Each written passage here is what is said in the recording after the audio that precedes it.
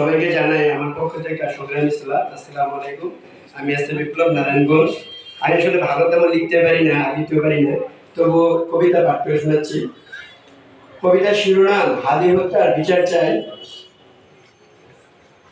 প্রশ্ন করি যদি গুলিবিদ্ধ কেন ওসমান হাদি, সন্ত্রাসীদের হাতে আজি, হাসপাতালে জীবন মরণ সন্ধিক্ষণে আছে হাদি।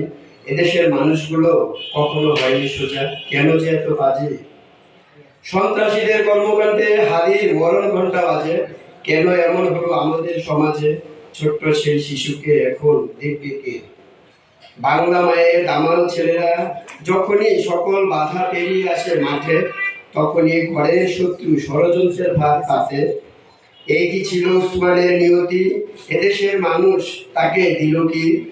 সন্ত্রাসীরা কার কথায় নাচছে, দিনে দিনে তাদের বিবেক বুদ্ধি লোপ পাচ্ছে। আরো কত হাতিকে গিলে খাওয়ার পায়তারা চলছে, যদি না বিচার ব্যবস্থা কঠোর হচ্ছে। হাতির প্রতি তাদের কেন এত ক্ষোভ? হে বাংলা মা, তুমি কি করে থাকো এমন চোখ? যেভাবে বাড়ছে খুন হত্যা সহ নানা অপরাধ, প্রতি রাস্তায় রাস্তায় সিসি ক্যামেরা থাক, কেননা কেউ না পারলেও সিসি ক্যামেরা যেন অপরাধীকে দেখা যাক। ধন্যবাদ সবাইকে।